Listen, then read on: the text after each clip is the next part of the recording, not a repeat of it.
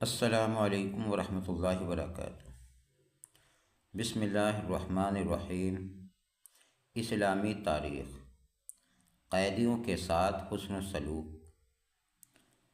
مصافحہ مغفرت کا ذریعہ ہے۔ غزوہ بدر میں 70 مشرکین قید ہوئے جن کو مدینہ منورہ لایا گیا۔ حضور صلی اللہ علیہ وسلم نے قیدیوں کو صحابہ میں تقسیم کر دیا، ان کے ساتھ حسن سلوک اور بھلائی کرنے کا حکم دیا۔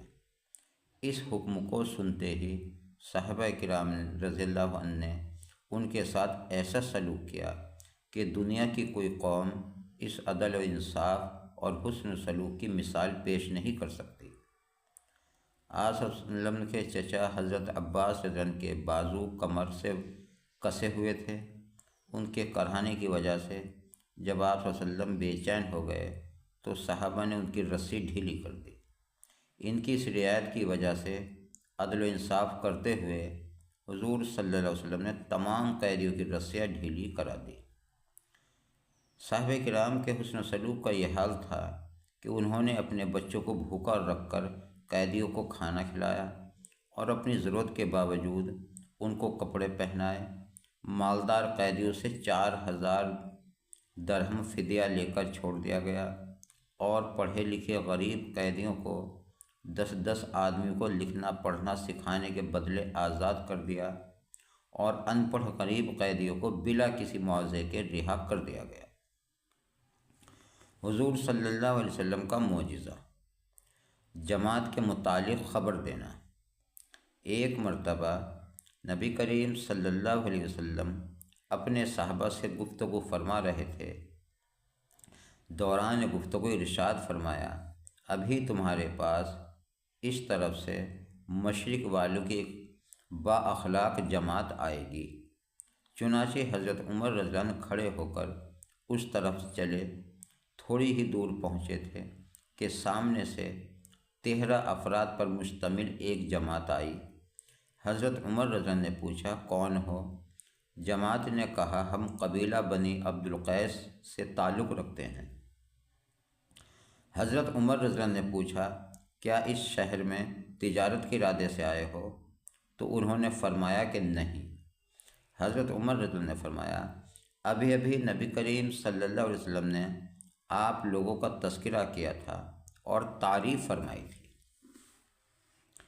ایک فرض کے بارے میں، قرض ادا کرنا۔ نبی کریم صلی اللہ علیہ وسلم نے فرمایا، قرض کی ادائیگی پر طاقت رکھنے کے باوجود جو ٹال مٹول کرے ظلم ہے۔ یعنی قرض کی ادائیگی پر طاقت رکھنے کے باوجود جو ٹال مٹول کرنا یہ ظلم ہے۔ ایک سنت کے بارے میں، تجارت میں برکت کی دعا۔ آپ صلی اللہ علیہ وسلم نے حضرت حکیم بن حزام رضی اللہ عنہ کو تجارت میں برکت کے لیے یہ دعا دی، بارک اللہ لک فی تجارتک، اللہ تبارک و تعالیٰ تمہارے لیے تمہاری تجارت میں برکت دے۔ ایک اہم عمل کی فضیلت۔ نبی کریم صلی اللہ علیہ وسلم نے فرمایا، جب دو مسلمان آپس میں ملتے ہیں اور مصافحہ کرتے ہیں تو جدا ہونے سے پہلے ان دونوں کی مغفرت کر دی جاتی۔ ایک گناہ کے بارے میں، گمراہی اختیار کرنا۔ قرآن میں اللہ تعالیٰ فرماتا ہے، جو لوگ اللہ تعالیٰ کے راستے سے بھٹکتے ہیں ان کے لیے سخت عذاب ہے، اس لیے کہ وہ حساب کے دن کو بھولے ہوئے ہیں۔ دنیا کے بارے میں،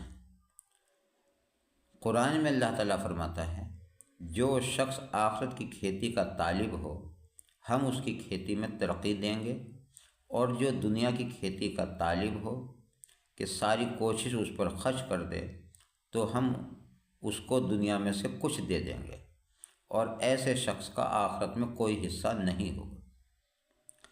آخرت کے بارے میں، نبی کریم صلی اللہ علیہ وسلم نے فرمایا، قبر یا تو جنت کے باغوں میں سے ایک باغ ہے یا جہنم کے گڑھوں میں سے ایک گڑھا ہے۔ طب نبوی سے علاج۔ نبی کریم صلی اللہ علیہ وسلم کھجور کے ساتھ ککڑی کھاتے تھے، کھجور کے ساتھ ککڑی کھاتے تھے۔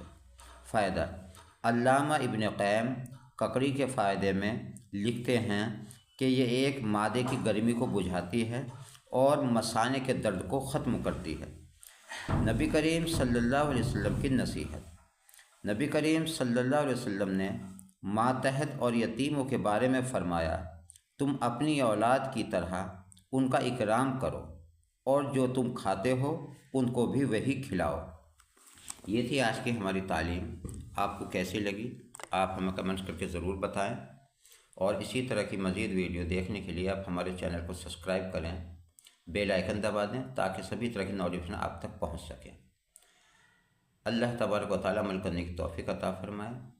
اپنا اور اپنوں کا خیال رکھیں، نماز پڑھتے رہیں اور اللہ تبارک و تعالیٰ سے دعا کرتے رہیں کہ اللہ تبارک و تعالیٰ ہم سب کو پنج گانہ نماز پڑھنے کی توفیق عطا فرمائے۔ آمین ثم آمین۔ جزاک اللہ۔